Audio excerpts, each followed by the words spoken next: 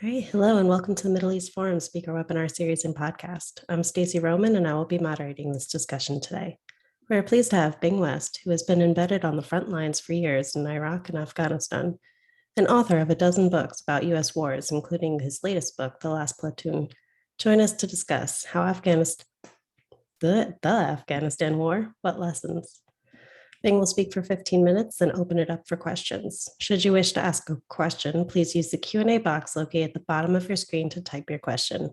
And with that, I will turn the discussion over to Bing West. Thank you. I'm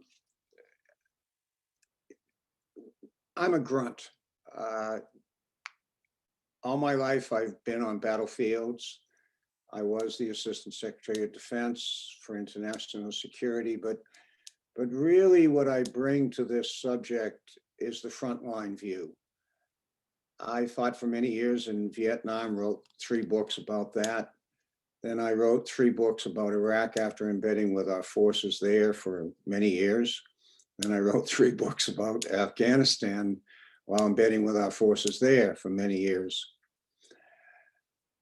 Lessons. When you look back, what are the lessons that I suggest came out of Afghanistan, and will they really be lessons going forward? Let me say that there are 3 things that I'd just like to address presently about the lessons and in the future. The first is our culture. The second is the locus of war-fighting decision-making in the United States. And the third is the decision-making style of our commanders. Let's start with our own culture. Why did we do what we did in Afghanistan? And what was it that we did? Consider, we went into Afghanistan to destroy al-Qaeda because they had murdered 3,000 Americans on 9/11. We had pushed them into a corner very quickly in Afghanistan by November, after 3 months of fighting, not even that. But then we let them escape into Pakistan, and then we changed the entire mission. And President Bush said, we owe freedom and a good life to all Afghans, all 30 million Afghans. And we as a culture accepted that. Now consider that for a moment. We had this tremendous shift in policy done, I think, for evangelical reasons, decent reasons, but evangelical, not reasons of our national security. And yet we accepted it. All of us Americans accepted it. Why? I think for 2 different reasons. First, because we felt we were so rich, so powerful, that we could do pretty much what we wanted to do. And second, we were driven by a desire to do good. There's no other way you can look at it. We weren't there to conquer. We were there to liberate the Afghan women, et cetera, et cetera. We undertook all these things to build a nation, not to make that nation a satrap of ours in any way, but out of some desire to do good and nobility. Because we had so much wealth, we felt we could do anything. Consider that cultural framework. Then the question becomes, well, who makes these decisions? The White House. And the White House, over the last, I'd say 50 years, 70 years, has become almost like Rome to the Catholic Church in a way, the seat of all power, in a way that was not intended by the founding fathers. Our founding fathers intended that the Congress would be a separate group of ambitious people that would offset the ambition of the White House. So James Madison had the idea that you'd have one group of ambitious people wanting power and another group of ambitious people wanting power, and therefore you would have a division between the executive branch and the Congress, which would mean that neither had the ability that now has begun to creep in there, that the White House is beginning to resemble King George III and a regency that we initially fought against. And I don't say that lightly. And it is due to the polarization of our politics, to the extent that in Congress, one party and the other disagree with each other to such a degree that whichever party also has the incumbent in the White House automatically runs to his side or her side, and there they are. And this is not what the founding fathers intended. So when you look at the decisions during the Afghan war, they were almost all just made by the White House, a small group of people. When you go into the White House, when you go into that Oval Office, I don't care who you are, you recognize that you are dealing with august power. When you walk down those corridors in the White House with this thick, the carpeting beneath you and the Secret Service discreetly in different areas, and then those old Ansel Adams photographs and the old paintings of how this nation gradually became what it was, you are in awe when you walk into that White House, into that Oval Office, and you become very, very careful about every word you say. Now, the problem becomes that group of people who inhabit the White House and who routinely go there gradually get quite separated from others. I don't think that's healthy, but that's where we are. And the third thing I would say is, all right, we all know now it was a terrific mistake what we did in Afghanistan. I wrote a book in 2010 called The Wrong War, saying this was nutty, and that was a decade ago. But why then did our decision makers, who are our commanders, why did our commanders not only go along with this, but think it was the right thing to do? I spent a lot of time with the military at all levels. And the one thing the military lacks is somebody at the top who is designated as the risk manager. The general or admiral who stands aside from the commander and says, if I were the corporate CEO and the corporate CEO was undertaking this path of action, how would I relate risk and reward? And if anyone had done that, they would have said, the reward of this democracy called Afghanistan that's self-sustaining would be terrific. But what is the risk? What are the odds it happens? About 90% against, 90% against. But there was nobody in that role. And so when I look overall at Afghanistan, I come away with three things. It is our culture as Americans that causes us to undertake many wars, most wars, some wars. Our culture has a lot to do with how we fight and when we choose to fight.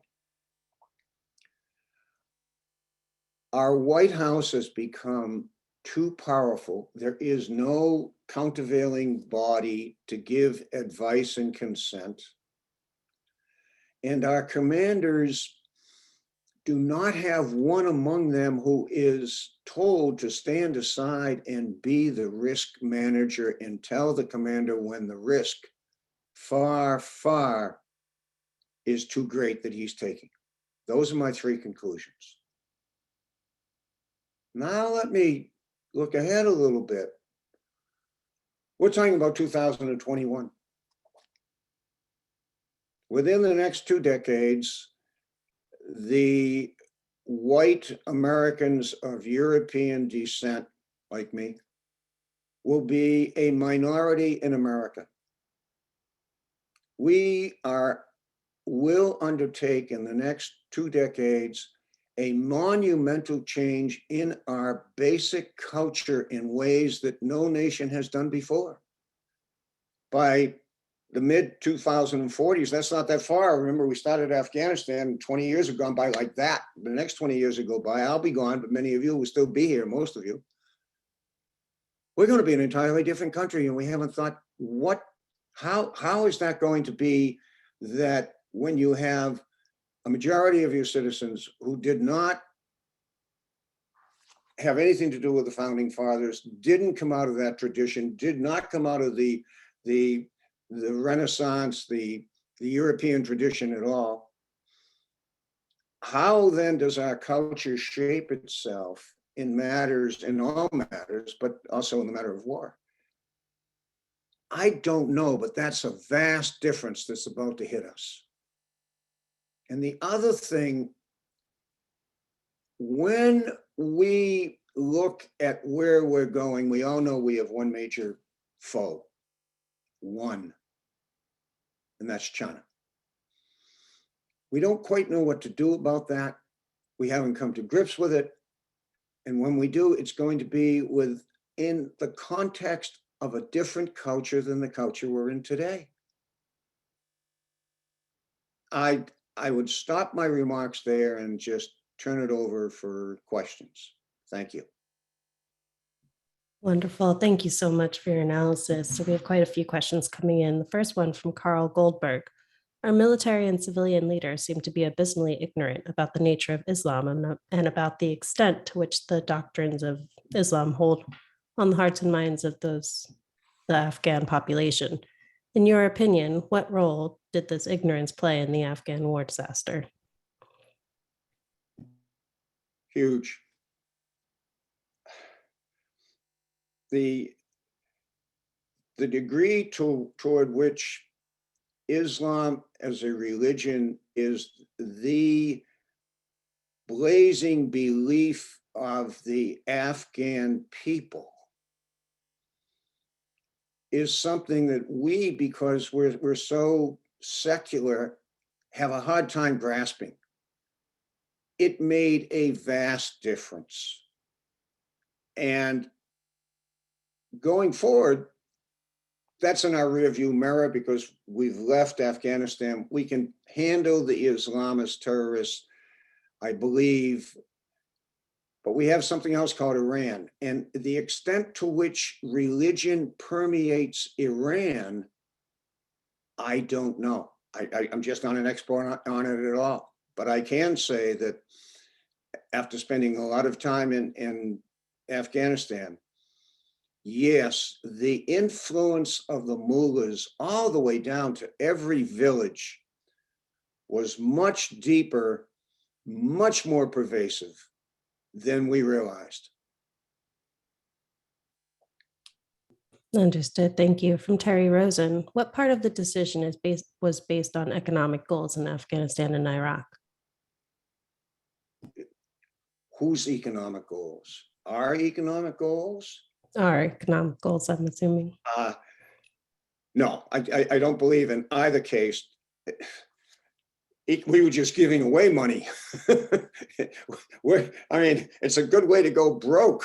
So I don't think we had any aspirations that there was a pot of gold at the end of the rainbow for us. It was the opposite. I believe that we felt we were so rich, we could share and make life better for others.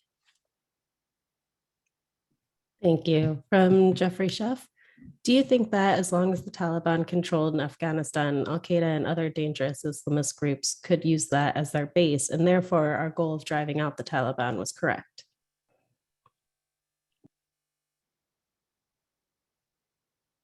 That's a tough one.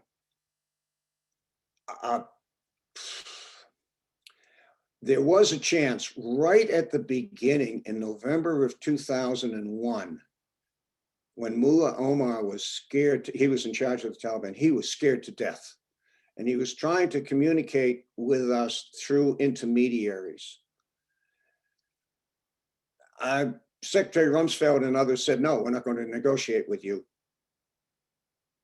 Okay, looking back with 20 years of hindsight, would it have been wise then to try to cut some deal? I think so, yes. But maybe I'm being naive because I know a lot of the people in the agency would say, Bing, they'll hand you your head on a platter when it's all over. So I would say that I do not have the expertise to know whether it was possible to separate the Taliban.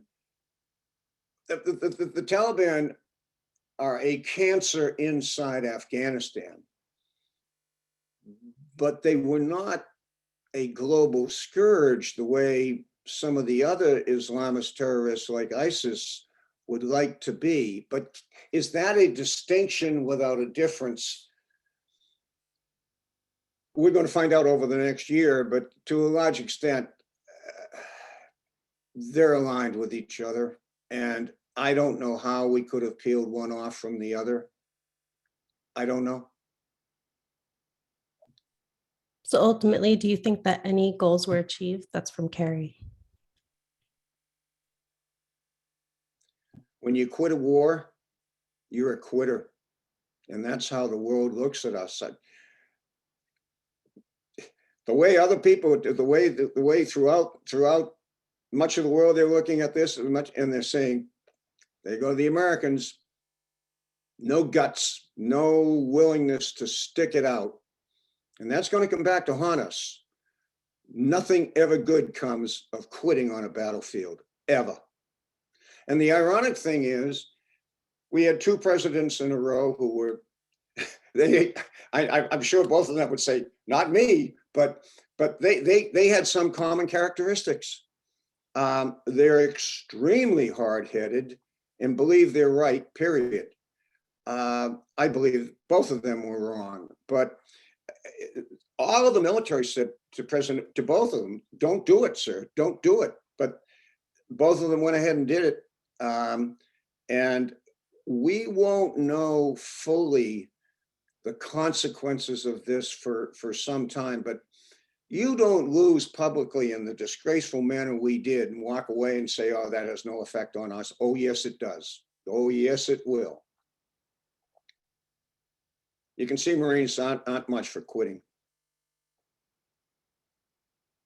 Yes, of course. Richard Horowitz asks a follow-up question on this. What could this or any other administration have done in order to withdraw from Afghanistan without the Taliban taking over?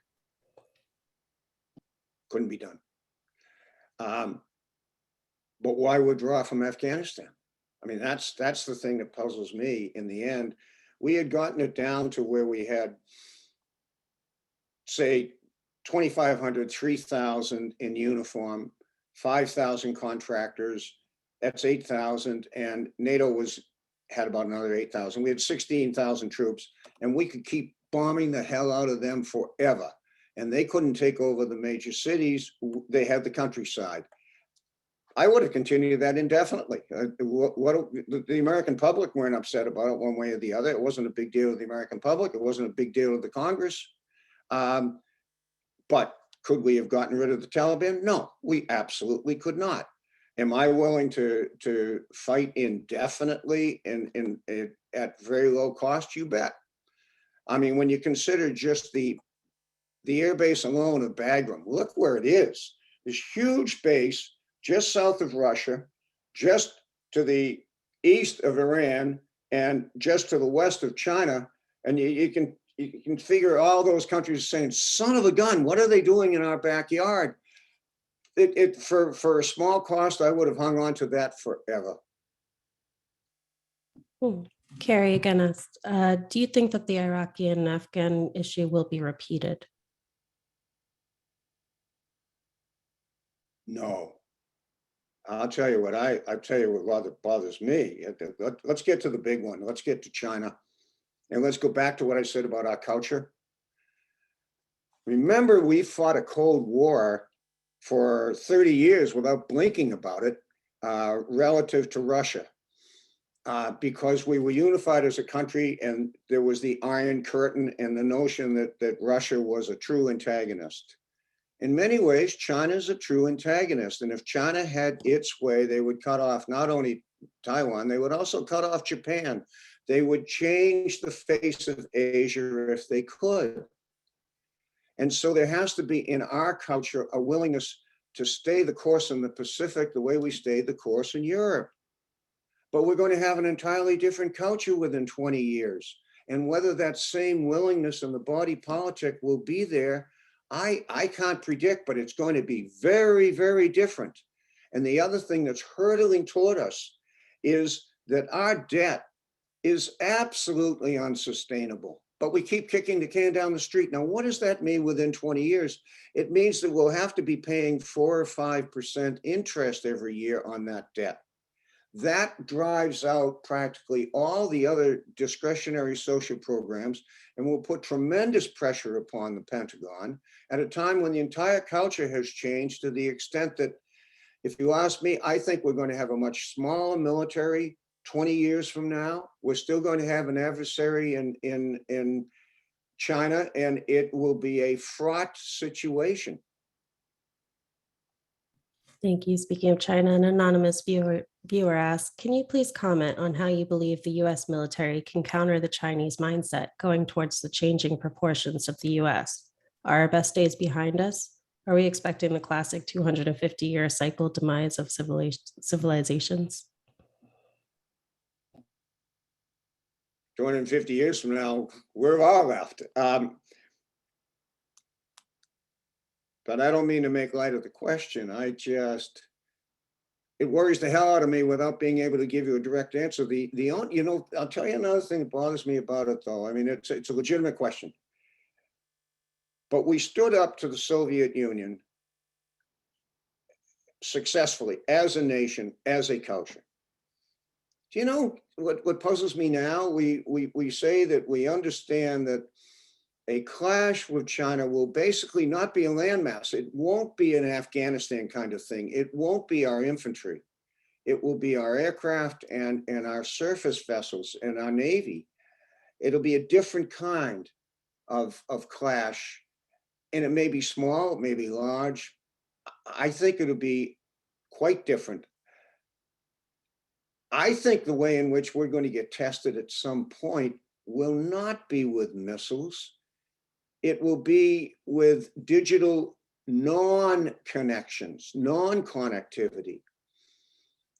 I mean, supposing you end up in a little tussle with China and China strikes a little bit against a few banks or something just to disrupt us a little bit, and we do the same to them. We're probably more capable than they are. But then that gradually means that you have, as a country, to go without bank card, to having your electricity occasionally go out for 2 or 3 or 4 days. And then you begin to ask, as an entire country, is this worth it? Is this worth the game? And I could imagine Xi and the Chinese saying they'll break before we do because they are selfish and because they don't have toughness anymore. So the kinds of futures that I would worry about is not a large direct clash with kinetic explosions. It would be more something that wears upon our will and our cohesion as a society.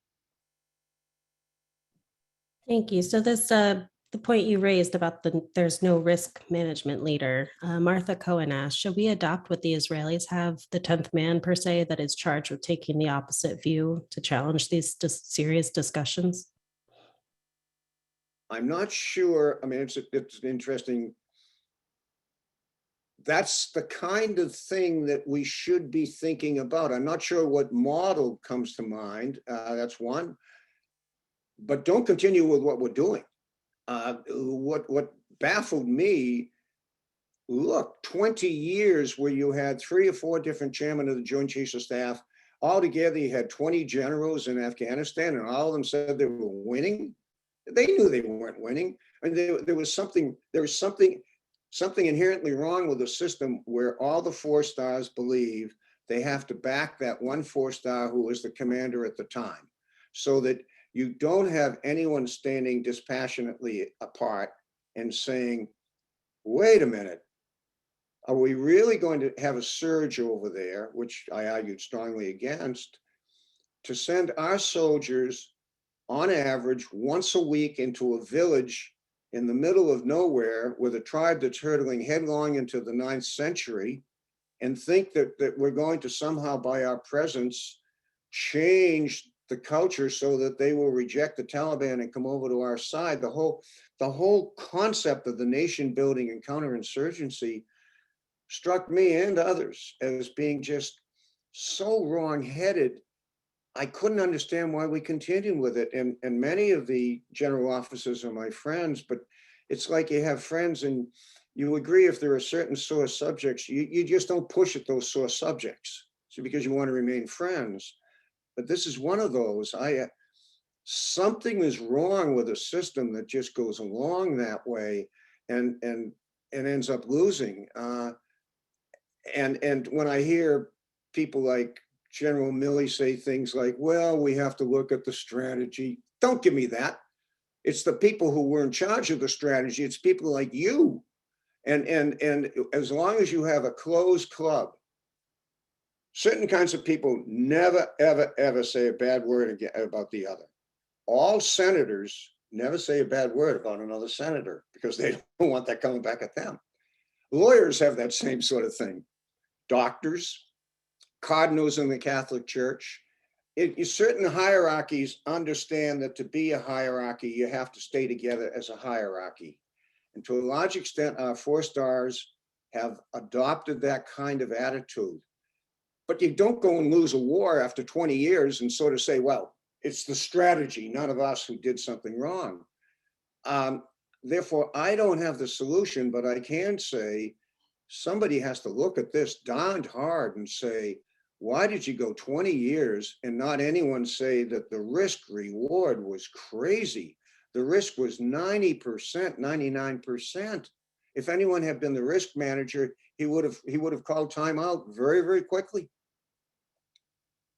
That shows why I'm a civilian.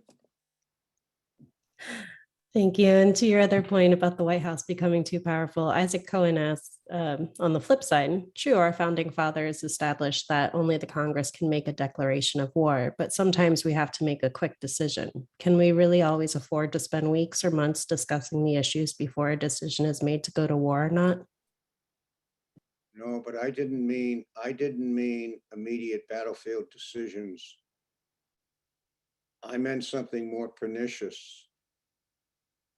I meant that when we divide as a country to the extent that the Congress abdicates the role that was there by the founding fathers, that they are to be separate and equal, and that the executive executes, but the Congress is the one who establishes the legislation and the money. But when you get this congruence between the president and one party, then the ability of Congress to be an equal branch is pivoted badly out of control, I think.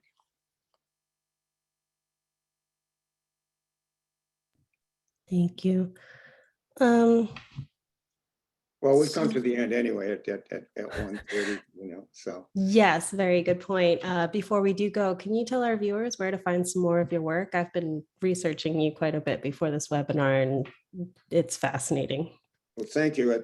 If I can get a plug in for myself, and it's not for myself, it's for the troops. The last book I wrote, called The Last Platoon, was my effort to take the 20 years of the Afghan war and just to tell a story and say, this is what I saw at the bottom when we were fighting, and this is how they fought, and this is what the White House was doing. And it was like you're on two different planets. So I spent a couple of years just writing one book called The Last Platoon to be in Afghanistan, just to show the difference and how far the White House had diverged from those who were fighting the war. Thank you. And for our viewers, the link to buy that book is actually in the webinar invitation. So yes, thank you again. We've come to the close of our webinar. Thank you, Bing, so much for joining us today. We really appreciate it. My pleasure. Okay. Bye-bye. Bye. For our viewers, please join us Wednesday for an update with Ashley Perry at 3 p.m. Eastern. Thank you all for joining us, and I hope you have a wonderful day.